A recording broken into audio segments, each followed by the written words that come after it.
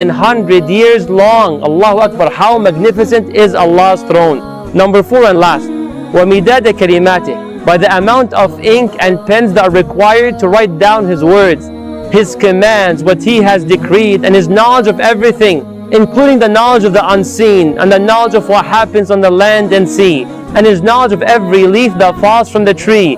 For He has said, if every tree was cut and made into pens, and every ocean was turned into ink, and was reinforced with another 7 oceans of ink, مَا نَفِدَتْ كَلِمَاتُ اللَّهِ, then the pens would come to an end, and you would run out of ink, but Allah's word will remain. Allahu Akbar.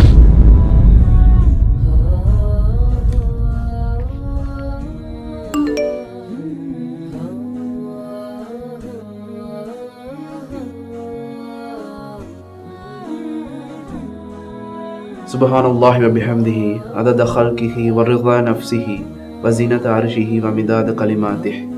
Subhanallah wa bihamdihi adada khalqihi wa ridha nafsihi wa zinata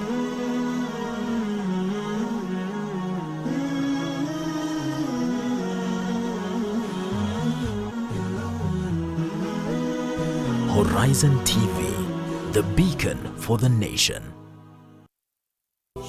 Assalamu alaikum. Let's brighten up your morning. I am Aisha Khan and you're watching the Sabah show. Only on Horizon TV.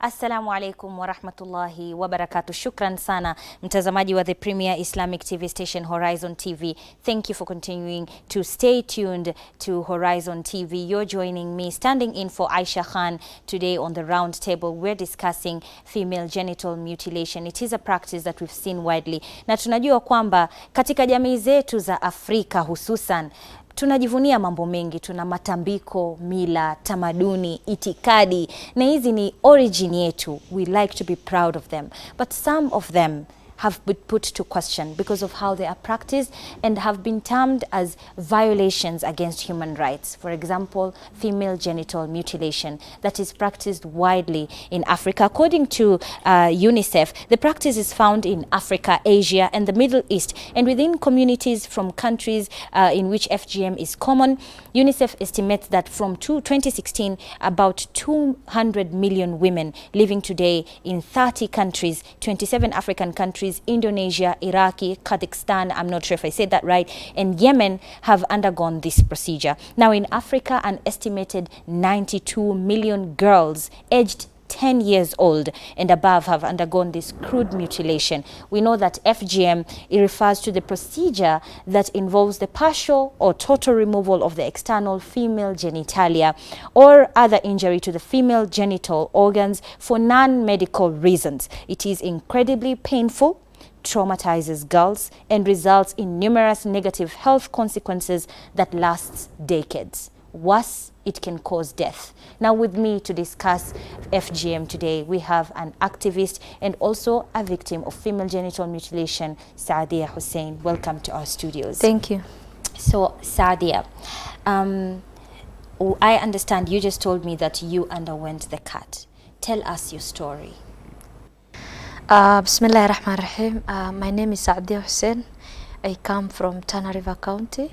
I'm also coordinator for a women group known as Daya Women Group, and a community-based organization comprising of 20 survivors of FGM. For now, I'm not a victim. Now I'm a survivor because I have overcome it, and I speak about it. Yes. Basically, I went through FGM when I was 10 years old. And at that time, I was just excited to go through it because I didn't know what was awaiting me. And other girls, my age mates, my classmates were just telling me, Saadia, you're not complete, you're not clean, you're not perfect enough to play with us, all that things. There are so many stories. And also, there is a Somali term they use, they call you bara, and bara is the most, I don't know, it's like calling something stinking, something like that. Something dirty. Not even dirty, it's more of dirty the word itself is An traumatized. eyesore. Yes, of course. So because of the stigma and all that, I was pressuring even my mother, Mom, when will I be cut also, so that I can be perfect enough? And at that time, I was so much excited waiting for the day. Unfortunately, when the day came, it was a different story. The regret started. Why this? Why? But again, when I was being cut, I was taken by my mother together with other relatives and my aunts, and the cutter was actually my grandmother. Mungu amrehemu, she's dead. And what happens is that when I was taken to the bush, I was alone. So there are these mothers who hold you down, like one holds one leg, the other one the other leg, the other's hands, and there is one who will be pressing you on the chest, and there is that one who puts a piece of cloth so that you won't make loud noise and that, and there is this one who is just a director, like do this when the cutter is probably cutting, like directing, bado hapa, like you see, and I don't know what they are cutting actually. If probably when you are young you have shaved your hair, you can tell Yes. the kind of horrible sound that you are now getting through, and your flesh is going actually. So, and it's not something that it's once cut and done. They like cut this side, top, and there is this direction. There is still some parts, and I don't know what parts they're talking about actually.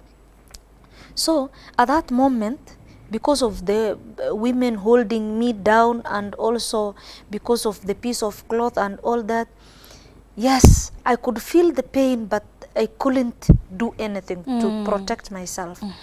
So after 2 hours later on is when I started feeling the real pain now. I started shivering, my body was, temperatures was going up, and I could feel all the pain. And you know what happened during our times, there is no anesthesia, there is nothing that's being done on you, and there is no any other medical like painkillers you are given.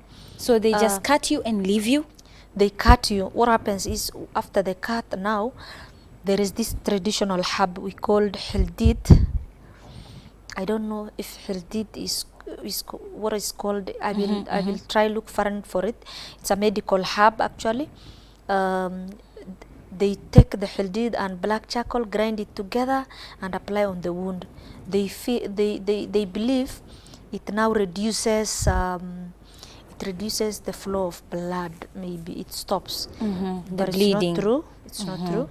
And another thing is that they tie you from the waist up to the toe. They Your bind whole you. legs, yes. They bind your legs Yes, together. yes. So now even when you want to like urinate, there is no way you can walk properly.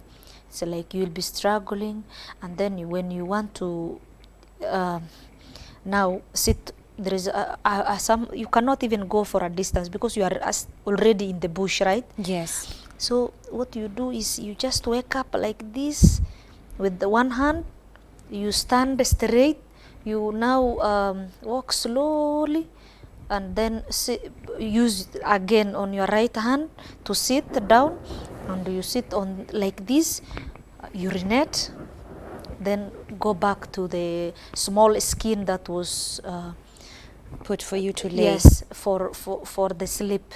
There is no mattress or anything, you know, in rurals what happens. So basically what happened was that for me, I was unable to even heal. So I lost even 1 month school. But again, at that moment, I was still a child. I was still innocent. I thought it was a normal thing for everyone. But now my turning point was when I gave birth to my first daughter. That was 2007, November. I was in labor pains for 3 days. 3 days. Yes. So what happened is that the second day is when they started saying, now the head is coming. The head is coming and it's not coming out. And now my body is being teared anyhowly. They call another traditional birth attendant to come and see. and I refused to go to the hospital because I was also fearing the cesarean. Yes.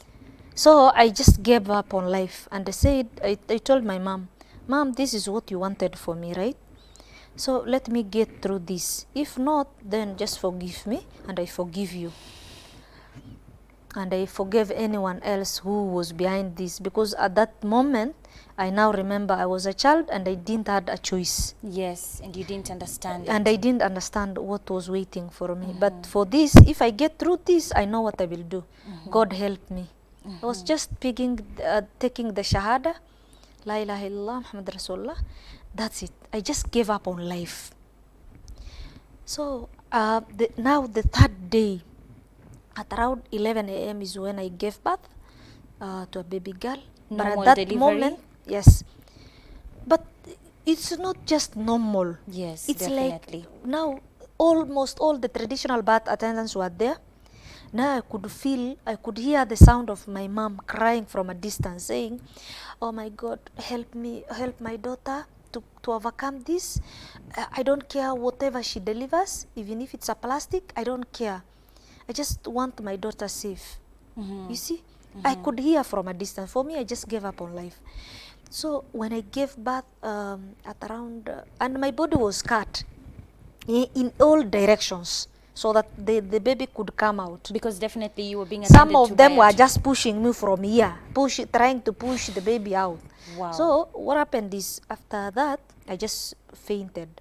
Yes. At around 5 a.m. at around 11 a.m. is when I gave birth. So I came around at around 5 p.m. In the evening. I saw my daughter lying next to me. I wanted to hold her. I sit and carry my daughter. And I didn't even know if it was a daughter or a boy.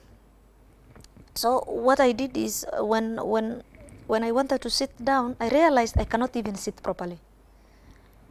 So, and I was struggling, and my mom came in, and she was like, you want to carry the baby? Yes. And I asked her, Mom, is it a son or a daughter?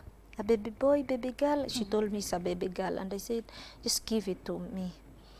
And I was leaning like this on the bed, on one sided like this. So I carried my daughter, and tears were just flowing out of my eyes. I couldn't help it. And when my mom went away, just said inside, my daughter, this is not what I want for you. Yes. Probably I will save you from this. This is something I don't want for you and for any other girl. Yes. So now, because of the wounds and all that, I had to heal up. So for 2 months I was indoors, taking care of my wound. So And after at the same that, time nursing now, your baby. yes, now after 2008 February is when I went out of the house. I took my baby. I didn't even give to my mother. I used to tie that a piece of cloth, we call it pembea in Kiswahili. I put her there, put her to sleep, then go out of the house, knocking doors and telling everyone we should stop FGM. And they were like, my mom, they came complaining to my mother that your daughter is mad. She wants to change our culture. Why? Is she the only one who went through it? Before we get to that, this means that while you were going through the procedure when you were little, so there's different kinds of procedure according to research. There's the complete removal of the female genitalia, and then they sew you back. Is that what you went through? For me, I went through type 3 of FGM, that's infibulation. Like the total removal. Yes, and also stitching together completely. That's what I went through. Complete stitching? Yes, yes. So you did not even have space to urinate or... You know, what happens is this, you are tied probably from your waist to the toe. That is the meaning of you now stitching together completely. When you heal, there is just a small space for urination only. Nothing else. For when during periods, probably you will get a lot of pain and problems. But you know, for you at that moment, it's just normal. Now, what happens is you start now regretting as you Yes. grow up. You know, Yes. now you can tell what's wrong, what's right. So what happened is that now I sat with my mother and she was asking me, Saadi, are you mad? You are a coward. You know, that's how I gave you birth to you. So are you different? Why are you complaining?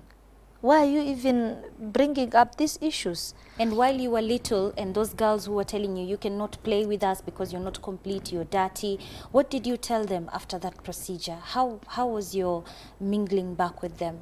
For me, it was just normal at that moment. Even despite all the problems I went through, all the pain, the shock and all that. For children, I will tell you, that's why I always say innocent girls. Yes. I was as innocent as them right now. Any girl at that age will probably be willing. Even now, they're all excited to undergo it. Yes. Because they are not aware what awaits them. And after the incident, still they will just feel it's normal, because this is an innocent child.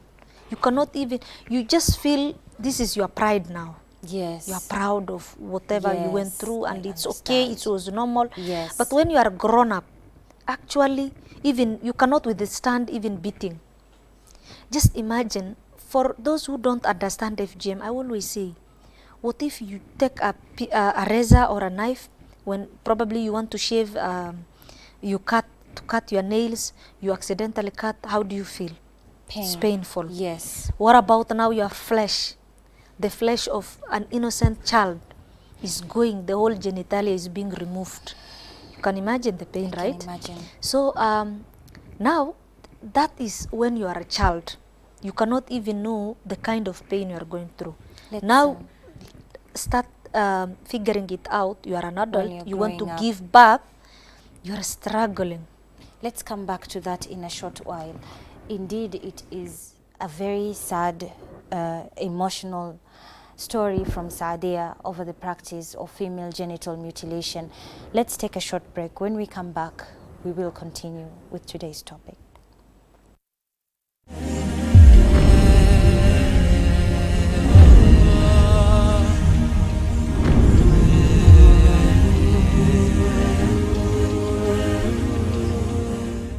Assalamu alaikum. Let's brighten up your morning. I am Aisha Khan and you're watching the Sabah show.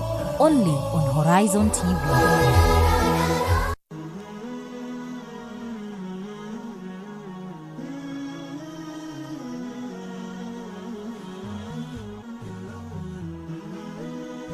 Horizon TV, the beacon for the nation. On the next episode, na kuna baadhi ya mababa ambao kwamba badala pia kuelekeza watoto wao mambo mazuri wanaoelekeza katika mambo mabaya. Wewe baba unakula miraa kwa nyumba, unakunywa pombe kwa nyumba, wakati wa swala umepita dhuhura, asir, magharib, wewe umekaa unaendelea kula, na ila hali unaongoja ama una-expect mtoto wako aje kuwa swahaba. Mtoto anakuona hauswali wala miraa. Na kuna baadhi ya nyumba tumeshuhudia na macho yetu, si stories za kuambiwa, haijafanyika Maka wala Yemen, hapa hapa Nairobi. Baba anaenda nanunua miraa kilo kadhaa, miraa inaekelewa kwa sinia kama pilau. Wallahi, kuanzia mtoto firstborn mpaka wa mwisho wote wanakaa, na mke kabisa, wote wanakaa kwa sinia wanakula miraa kama pilau. Hebu niambie, nyumba kama hii ni nyumba gani ndugu? Na hii tuzungumzie nyumba zingine. Nyumba ya Kiislamu, nyumba ina Muhammad, nyumba ina Abdurrahman, nyumba ina Abubakar ndani, nyumba za Kiislamu.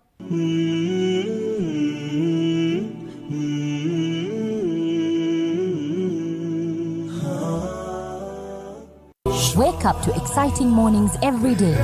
Active Jumatatu with Muhammad Obura. Take Tuesday with Yusuf Farah. 800 million jobs will be lost to artificial intelligence. Wednesday, the special edition Business Chat with Ibtisam Jamal. All about your health on Healthy Thursday with Mariam Mwacharo. Aisha Khan with thorny pertinent issues every Friday on the round table. Fresh discussions, direct probe in Sabah show, only on Horizon TV.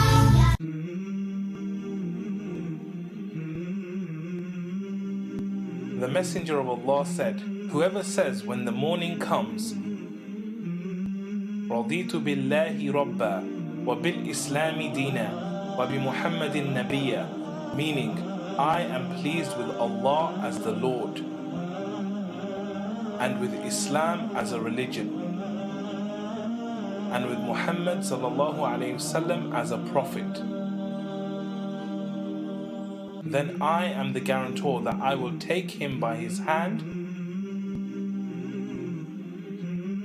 until I put him into Jannah.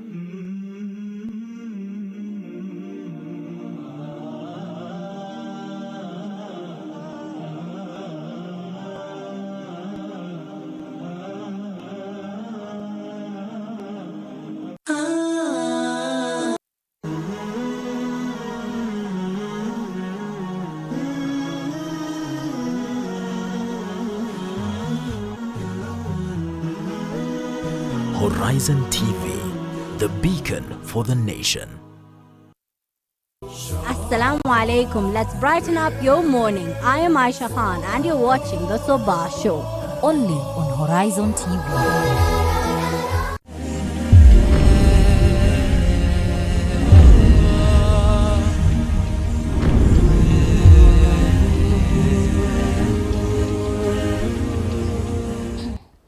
Assalamu alaikum wa rahmatullahi wa barakatuh. You're joining me, Mariam Mwacharo, today on Friday, standing in for Aisha Khan on the round table. We're discussing a very sensitive issue that we have seen actually being practiced in our communities all over the country, in Africa and outside of Africa, female genital mutilation. And we were just speaking to Saadia Hussein, who is a survivor of this practice and is now an advocate and an activist rather, fighting against female genital mutilation. So let's get back to Saadia, but before that we have also been joined by Sheikh Ratib, who's also going to give us the Islamic perspective of this practice, since one of the beliefs, if I may say, and he's going to tell us to tell us if it's a misconception or something else. There's a belief that there's a teaching rather that it is actually a sunnah, and I'm sure you've also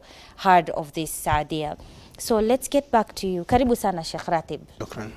Let's get back to you, Saadia, to where you started, you know, knocking on doors while you were healing from this wound. And remember that you were being attended by traditional birth attendants who helped you deliver your baby. So you never went through any medical assistance, no pain relievers, and you just tore haphazardly, as different from hospitals. Continue. Okay then. After that is when now I started knocking doors, and I approached, my mom was approached that I'm now disturbing other women, and my mom was telling me, Saadi, you are mad because you are a coward, and this is how I gave birth to you, this is how every other woman gives birth, so are you different? Why are you so helpless and saying we should stop FGM? What's wrong with you? I mean, this is how every other woman's, even your grandmother went through this, so are you different? And I was like, Mom, what happened to me is not normal. You know, I've reached out to other classmates who are in high school. We have our neighbors, the Pokomos, who are also Muslims. They don't practice FGM at all. Not even the sunnah you are mentioning. They were just living the way they were created by God. So I asked them, how do you give birth? And they were telling me, Saadi, unless it's in circumstances where the baby is sleeping like it's not normal, that's when they go for cesarean. Or they're not cut completely when they're giving birth. What? Yes. So the baby makes its own way? Yes, that's what they told me. So I had to go to a hospital to confirm this. Yes. For them, they just push out the baby. For us, even in hospitals, we're being cut with a pair of scissors. Yes. Like they cut and following both legs, both sides of Nene. Yes. So that means after now pushing out the baby, even at hospital, they have to come back and sew you up.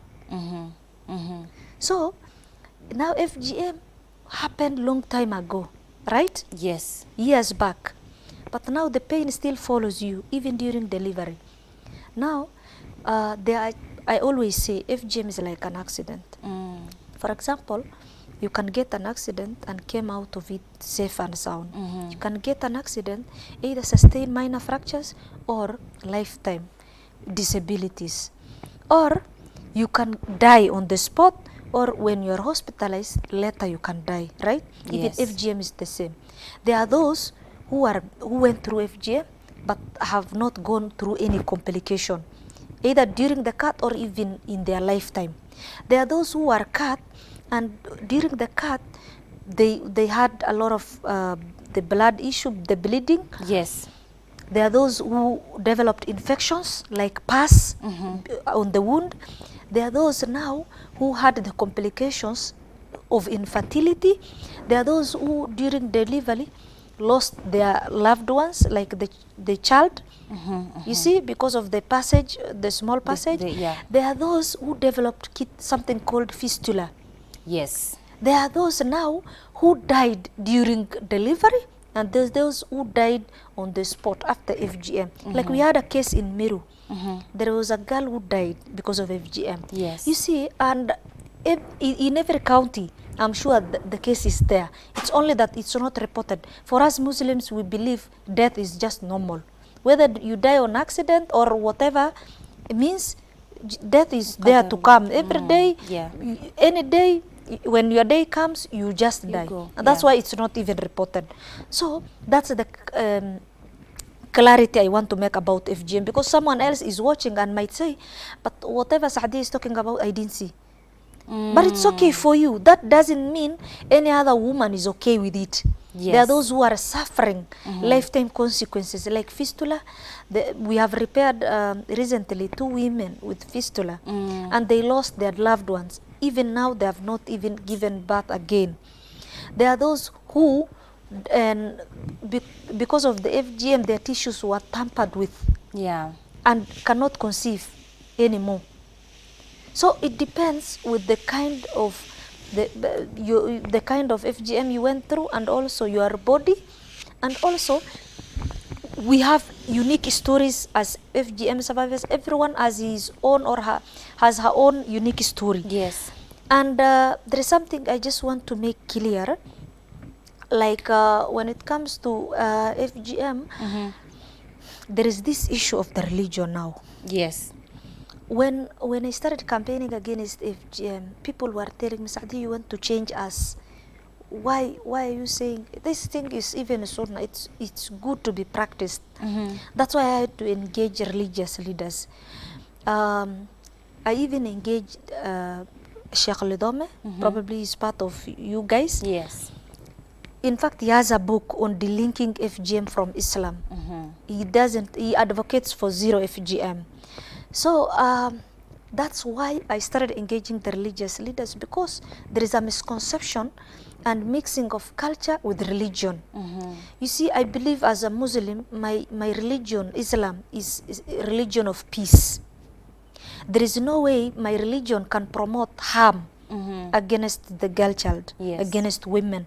In fact, it came more of kukomboa wanawake than kuwaumiza. That's what I believe for me. Yes.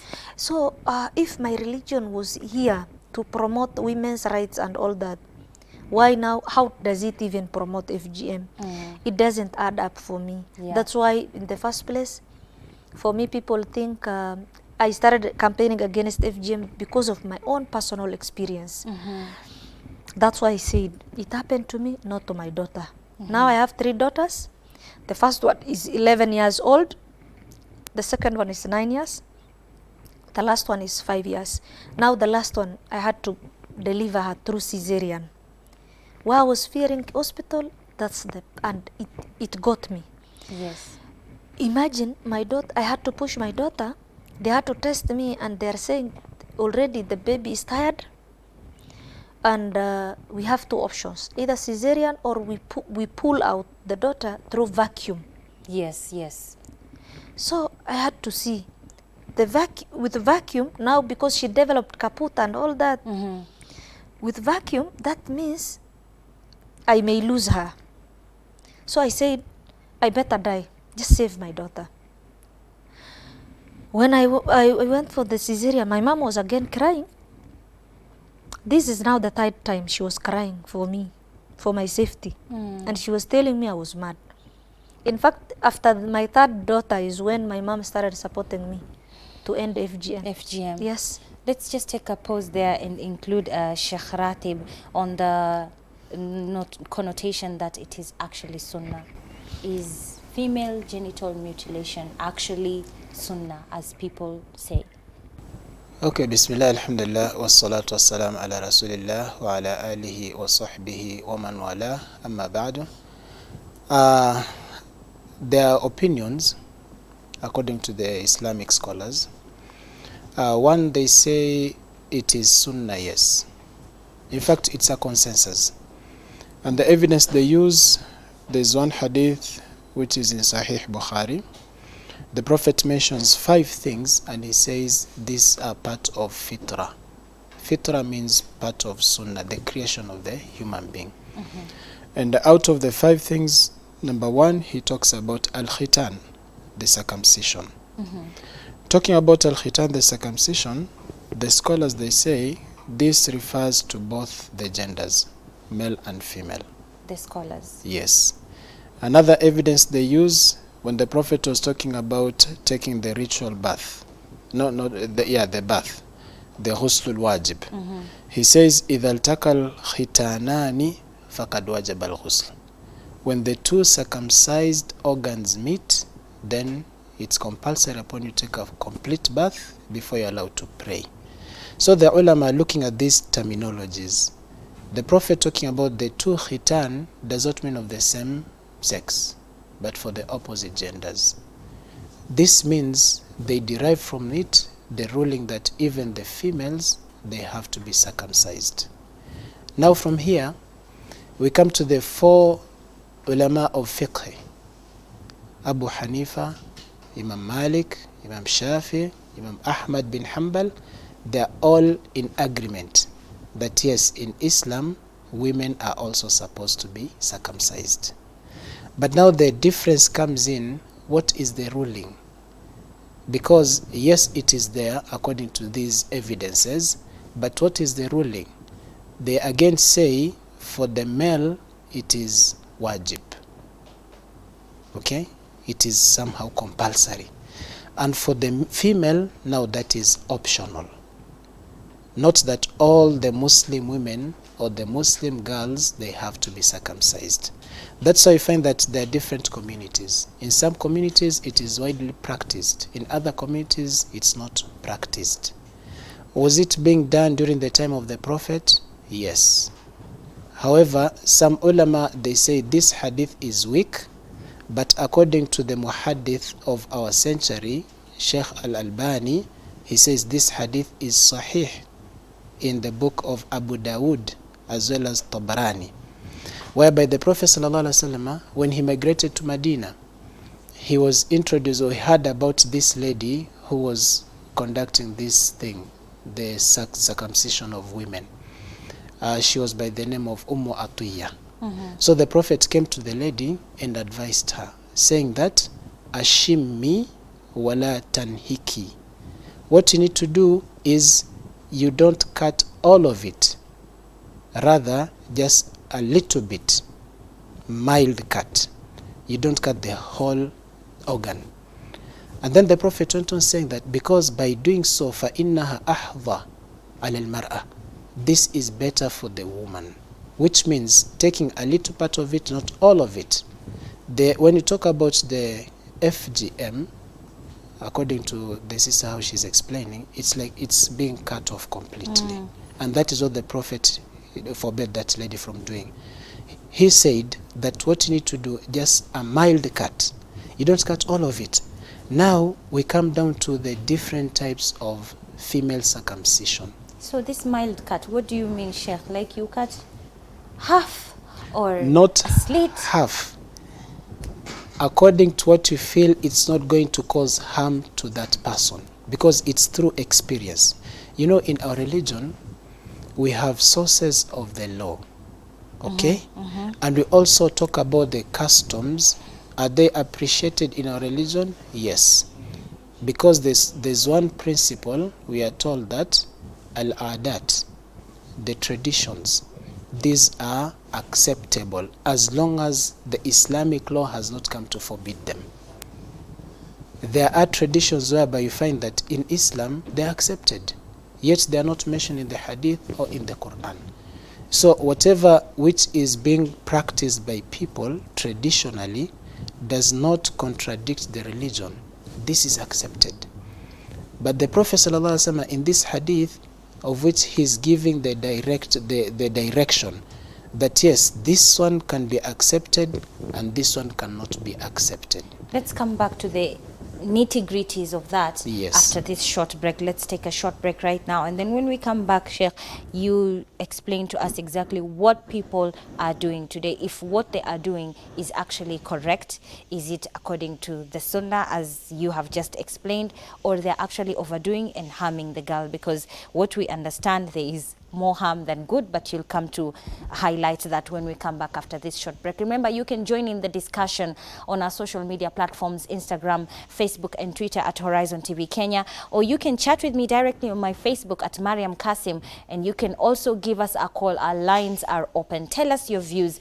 Do you think that female genital mutilation should be stopped since it's causing more harm than good? We've had a very emotional, sad story from Saadia, and she is just one of many girls out there who have survived, and some of them are still victims of this atrocious practice. See you in a bit.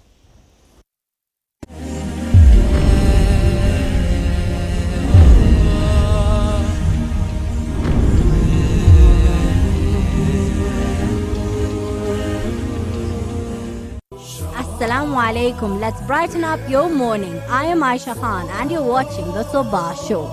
Only on Horizon TV.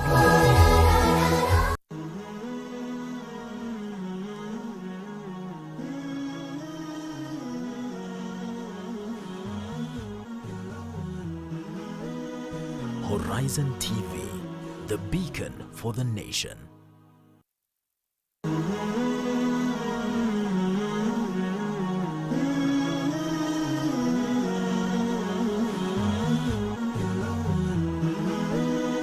Horizon TV, the beacon for the nation.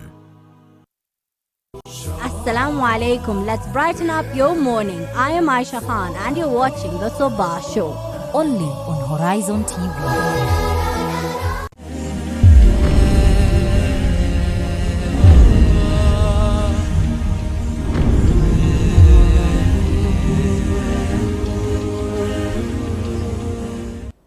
Assalamu alaikum wa rahmatullahi wa barakatuh. You're joining me, Mariam Mwacharo, on today's round table show. We're talking about a very sensitive, emotional practice that is going on in our communities today. According to research from the WHO, we have it says that the communities that actually practice female genital mutilation in Kenya are among the Maasai, the Kisii and the Somali, and the Somali community is leading by 98% in the country. So before we took the short break, we were talking to Sheikh Ratib, who told us that there is evidence that it is a sunnah, and there is hadith that is sahih, and it says that it is a sunnah to practice circumcision for both male and female. So now the question that begs is, how do we perform it? What people are doing today, isn't that atrocious? Very true. What is happening today is against what the Prophet had directed that lady to do. Okay. So what's the direction? And you see, when we talk about the evidences, either from the Quran or the Hadith, we don't just stick to one view. There's another principle, and the Prophet ﷺ says, La darara wa la dirar. La darar, do not harm your own self. Do not harm your own self, neither should you cause harm to the other person. You see, all the rules, all the amr of Allah subhanahu wa ta'ala, they are meant to bring good to this human being. and they're also meant to prevent this human being from any harm. So whatever that you are required to do, first of all, if it is a command that you have to do, then you have to understand that there are benefits for you. And what you're forbidden from doing, understand there are harm things in that thing which you are being forbidden from doing.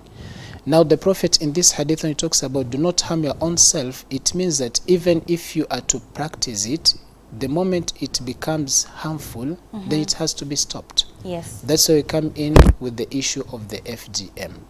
You find that yes, many scholars, they are against the FGM. Why? Because it is causing harm. Not that they are against the female circumcision, because there are two things.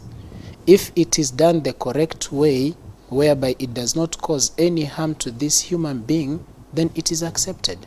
But the moment it's going to cause you any harm, it is not accepted Islamically. Okay. Yeah. So that actually outlines it. So now, a question that has just come in here, someone is asking, how is the correct way of performing female circumcision? Not FGM, right? FGM and female circumcision in Islam are two different things. So what's the correct procedure of female circumcision in Islam? The correct procedure is, okay, I've not done it personally, but from the explanation in the books, they say you just slide it a little bit for that person to bleed. Okay.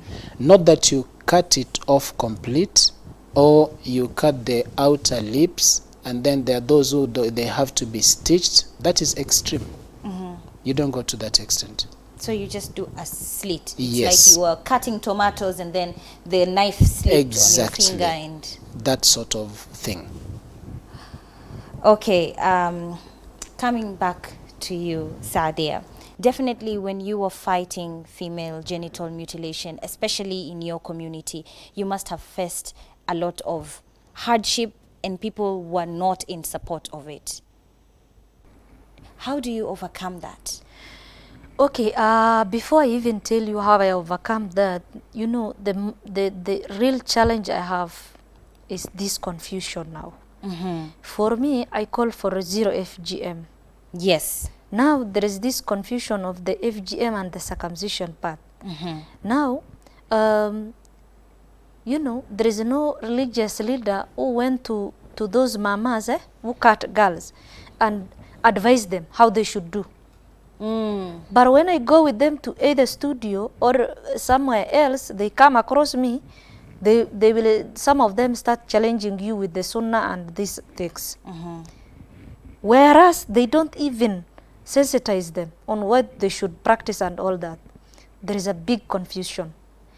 As a religious leader, can you take the responsibility that you advocated for this sunnah and the mama cut the way she wanted?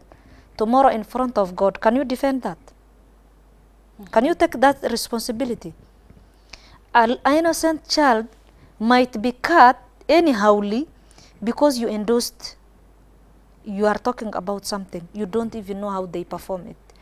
Number one. Number two, and another challenge I have is, you know, when we talk of the fitra, the Kamsatul Fitra, yes, it's Sahih Hadith, right?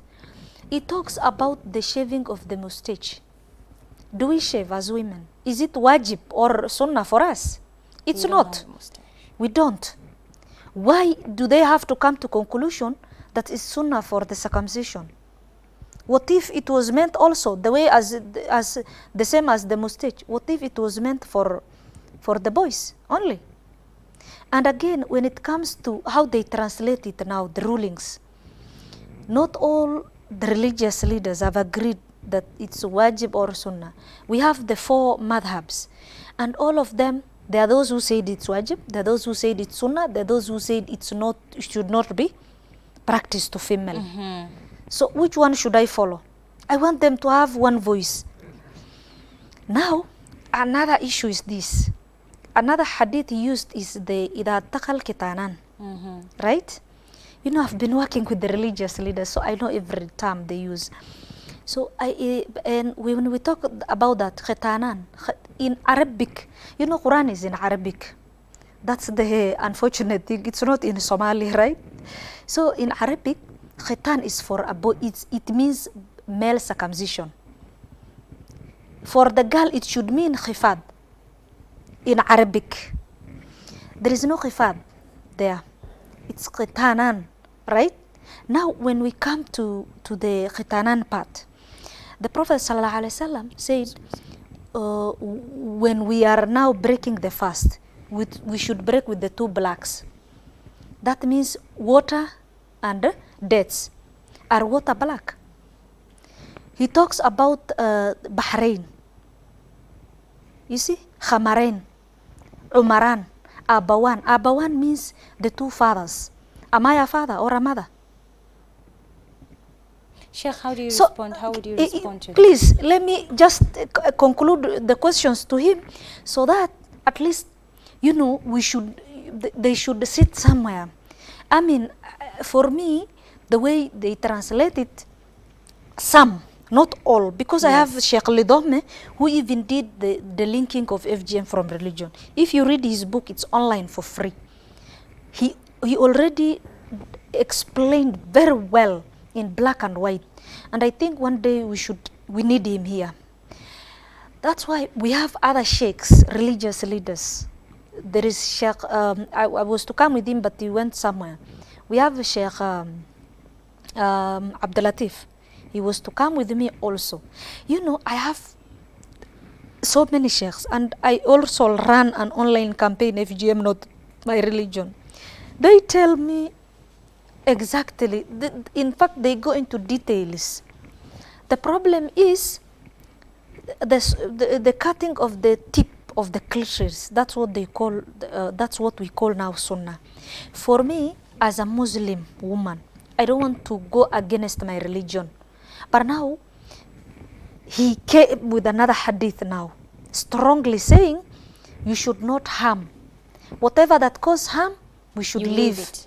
And that's what he said. He said that female genital mutilation harms, so it should be stopped. It should be stopped. Now the circumcision he's talking. You know, for you to know what harms or what does not harm, it has to be scientifically proven, right? So health-wise, medical-wise, cutting the tip of the clitoris equalizes. If you ask any medical doctor, he will tell you, cutting the tip of the clitoris is equal to castrating the boy child. So, should we still encourage it? And that's what he said. If a sunnah is against it, the last question, and now the last question to him. I have 3 daughters. They are not cut, Sheikh. So, does it mean my daughters and all the other women, because in Nairobi itself, we have the Nubian community. In Mombasa, the whole of Coast region, probably even you are not cut. So does it mean all those women who are not cut are not pure Muslims? They should go back and done the tip of the clitoris. So what are we saying? If a woman is not cut, is it a dhambi? Is it a sin? Is it a...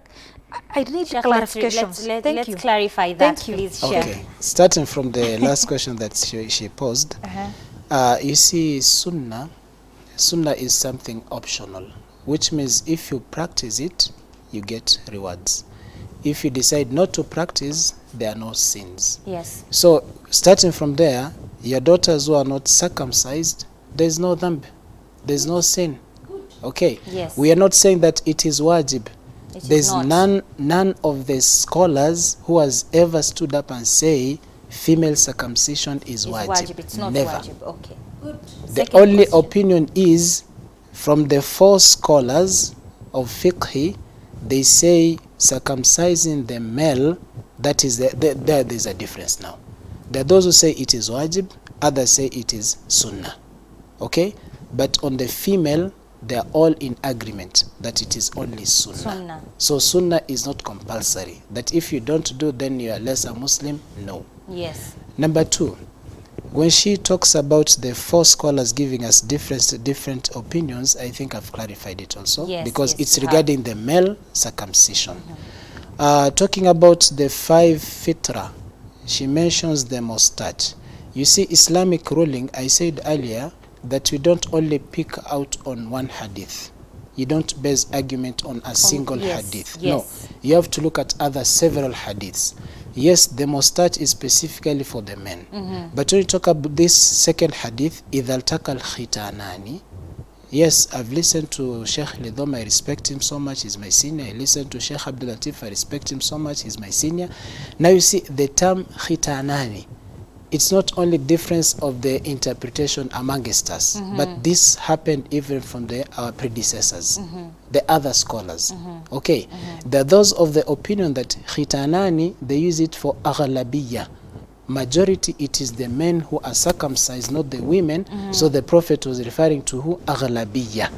You come to Islam, to many rulings in the Quran, what Allah, when he's addressing, he uses the female what? The male, rather the male. Yes, he talks about the male, but in it he's referring to both genders. Okay. Yes. Now, but the other scholars, they say, the Prophet ﷺ, it was easier for him to say that إِذَا الْتَقَى الْفَرْجَانِ, the two sex organs, but he specifically mentioned khitanani for this sifa, for this attribute.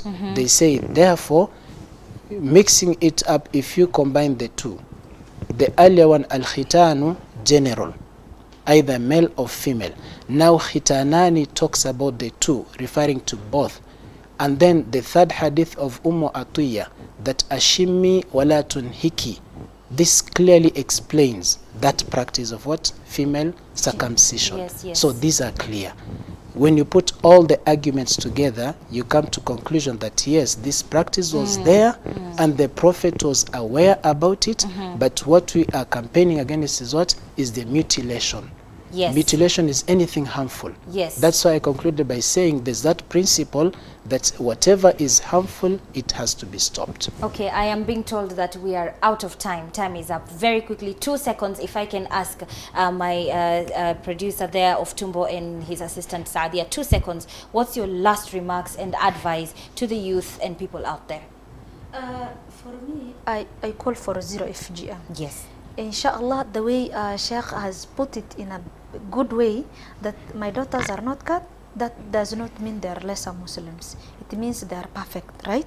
So I advocate that we leave girls the way God created them, because we are not there to direct the cutter how to cut these girls. Yes. So if we leave them and we don't have Dambi, then I call for the zero FGM. Secondly, I want to pose a question to him as he gives his remarks.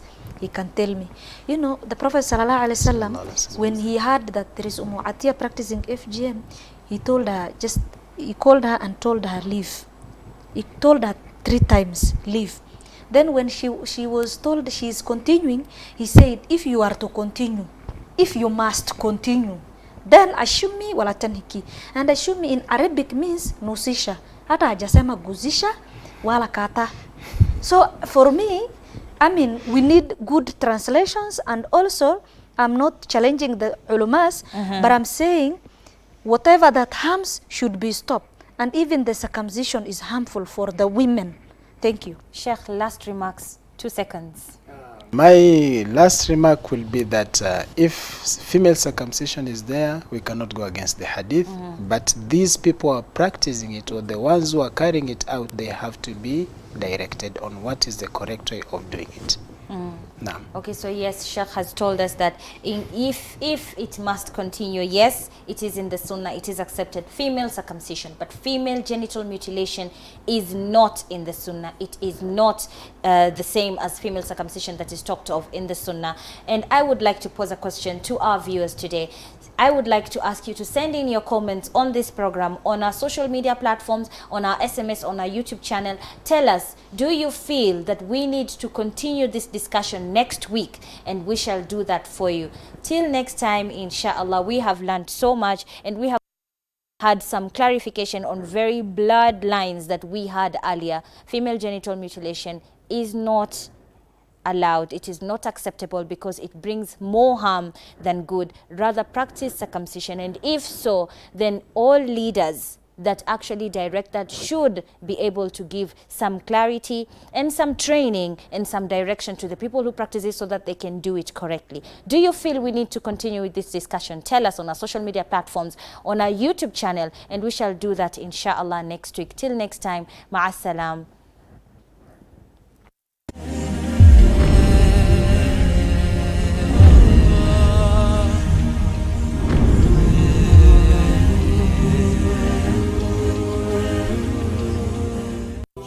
Assalamu alaikum. Let's brighten up your morning. I am Aisha Khan and you're watching the Sabah show. Only on Horizon TV.